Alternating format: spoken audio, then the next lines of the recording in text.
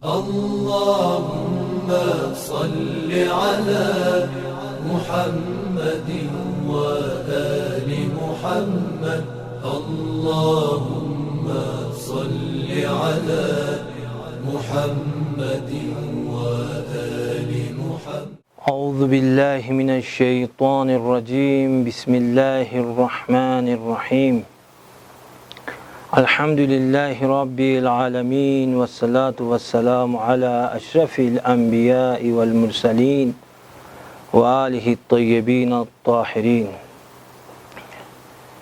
میں شجاعت علی کریمی ہوں اور میرا موضوع ہے اجتماعی فسادات سے مقابلہ کرنا۔ اس حوالے سے آپ کی خدمت میں گفتگو ہو رہی تھی اور بیان کیا اجتماعی فسادات سے مقابلہ کرنے کے لیے ایک طریقہ دین کی معرفت کروانا، لوگوں کو آگاہ کرنا اور حق کو پہچانوانا ہے۔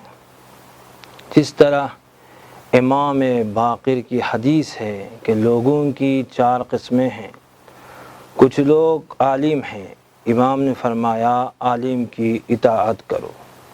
کچھ لوگ جاہل ہے یعنی کچھ نہیں جانتے، تو فرمایا فعلموہ، اسے تعلیم دینا، اسے معرفت دینا۔ لیکن کچھ لوگ غافل ہے یعنی جانتے ہیں، ان کے پاس علم ہیں، ابھی بھول چکے ہیں، فراموش کر چکے ہیں اور غفلت کا شکار ہیں، تو انہیں جگانا چاہیے، بیدار کرنا چاہیے۔ اور اسی طرح کچھ لوگ گمراہ ہیں، راستے کو بھٹک چکے ہیں، تو امام نے فرمایا گمراہ لوگوں کی ہدایت کرنی چاہیے۔ جنگ جمل میں امیر المومنین نے زبیر کو بلایا اور فرمایا اے زبیر، تم اس لشکر کو میرے سامنے کیوں لے کر آئے ہو؟ کیوں مجھ سے جنگ کرنا چاہتے ہو؟ امیر المومنین ایک واقعہ اسے یاد دلایا۔ دیکھو پیغمبر کے زمانے میں پیغمبر نے جب ہم دونوں کو دیکھا، آپ کی طرف رخ کر کے فرمایا اے زبیر اتحب علیا، تم علی کو چاہتے ہو، تم علی سے محبت کرتے ہو؟ تو زبیر نے کہا ہاں مولا، یا رسول اللہ میں علی کو بہت چاہتا ہوں۔ اس وقت رسول خدا نے فرمایا ایک دن ایسا آئے گا تقاتلہ، تم علی سے قتال کرو گے، علی سے جنگ کرو گے۔ تو امیر المومنین نے اسے یاد دلایا۔ تو اگر امیر المومنین کی سیرت کو دیکھے، زندگی میں دیکھے، تو آپ لوگوں کو حکم شرعی بھی بیان کرتے تھے، فسادات کو روکنے کی کوشش کرتے تھے۔ کوفے کی بازار میں جاتے تھے اور فرماتے تھے اے لوگوں، جھوٹ نہیں بولنا اور خراب چیزوں کو، اشیاء کو نہیں چھپانا، اپنے حساب سے بازار کی قیمتوں کو نہیں بڑھانا، اپنے گاہکوں کو خوش رکھنا۔ امیر المومنین ان کو ربا سے روکتے تھے، جھوٹ سے روکتے تھے، ظلم سے روکتے تھے، ذخیرہ اندوزی سے روکتے تھے، حرام خوری سے روکتے تھے، ناانصافی سے روکتے تھے، اور بار بار ان کو لوگوں کو سمجھاتے تھے۔ اور سمجھانے کے باوجود اگر دوبارہ فسادات میں غرق ہو جاتے تو آپ ان کو بازار سے بھی نکال دیتے تھے۔ یہ امیر المومنین کی سیرت ہے۔ لیکن ایک سوال ہے کہ ہم کچھ لوگوں کو بار بار سمجھاتے ہیں لیکن وہ سمجھ نہیں پاتے ہیں، ہدایت نہیں پاتے ہیں۔ کیا وجہ ہے؟ جس طرح قرآن میں اشارہ ہوا ہے لہم قلوب، ان کے لیے قلوب ہے، لا یفقہون بہا، لیکن حقائق کو درک نہیں کر سکتے ہیں۔ لہم اعین، آنکھیں ہیں، دیکھ نہیں سکتے، لا یبصرون بہا، آذان، کان ہیں، سن نہیں سکتے۔ کیا وجہ ہے؟ تو جواب یہ ہے معرفت کی راہ میں بعض اوقات کچھ رکاوٹیں ہیں، کچھ موانع ہیں۔ ایک معنی محبت کاذب ہے، کاذب محبت۔ جس طرح پیغمبر نے فرمایا حب کا شیء یعمی و یسم، تمہاری محبت ایک شے سے تمہیں نابینا بناتی ہے، یعنی انسان جب ایک شے سے، ایک چیز سے حد سے زیادہ محبت کرتی ہے تو انسان حق کو اس وقت سننے کے لیے تیار نہیں ہے، حق کو دیکھنے کے لیے بھی تیار نہیں ہے، نہ حق کو سن سکتا ہے نہ حق کو دیکھ سکتا ہے۔ جس طرح امیر المومنین نے فرمایا عاشا بصرہ، اس محبت نے، کاذب محبت نے، مجازی محبت نے اس کی بینائی کو چھین لیا ہے، اب وہ کچھ نہیں دیکھ سکتا۔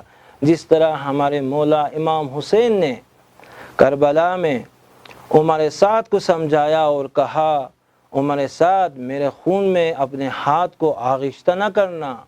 عمر سعد نے بہانہ کیا مولا میرے اہل عیال خطرے میں ہیں، تو امام نے فرمایا میں ان کی حفاظت کروں گا، میں ان کی ضمانت کروں گا۔ کہا میرے باغ کو چھین لیں گے، فرمایا میں آپ کو باغ دے دوں گا۔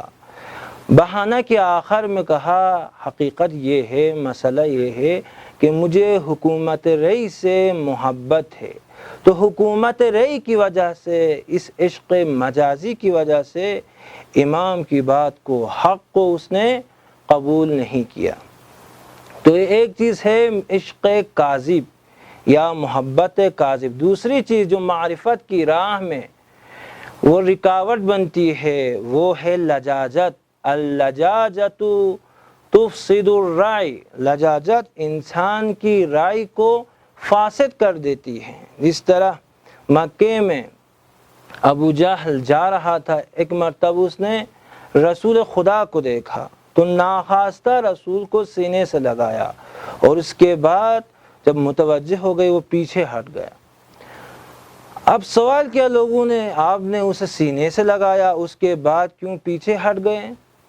تو اس نے کہا انی عالم، میں جانتا ہوں، ما یقولو، جو کچھ کہتے ہیں محمد، وہ حق یعنی میں جانتا ہوں پیغمبر رسول ہیں، پیغمبر ہے، اللہ کی طرف سے رسول ہے، اور یہ بھی جانتا ہوں میں کہ پیغمبر حق پر ہے، یہ سب کچھ جانتا ہوں، لیکن کیوں پیغمبر کی بات کو ماننے کے لیے تیار نہیں ہے؟ اس لیے کہ عناد ہے، لجاجت ہے۔ تو لجاجت انسان کے عقیدے کو، نظریے کو، رائے کو فاسد کر دیتی ہے۔ تیسری چیز جو انسان کی معرفت کی راہ میں رکاوٹ ہے وہ ہے لمبی آرزوئیں، لمبی تمنائیں۔ لمبی آرزوؤں کی وجہ سے انسان بعض اوقات اپنی ظاہری بینائی اور باطنی بینائی، جسے ہم چشم بصیرت کہتے ہیں، چشم بصیرت کو بھی کھو دیتا ہے۔ جس طرح امام نے جب ملاقات کی عبید اللہ الجوفی سے اور مدد مانگی تو اس نے کہا میں معروف اور مشہور ہونا چاہتا ہوں، قبول نہیں کیا۔ یا اسی طرح کچھ لوگوں نے امام کی مدد نہیں کی، تو آرزوئیں، تمنائیں، لمبی آرزوؤں کی وجہ سے انسان گمراہ ہو جاتا ہے اور خود کو بھی گمراہ کر دیتا ہے اور اپنے معاشرے کو، اپنی قوم کو بھی گمراہ کر دیتا ہے۔ والسلام علیکم ورحمۃ اللہ وبرکاتہ۔ اللهم صل على محمد وآل محمد، اللهم صل على محمد وآل محمد۔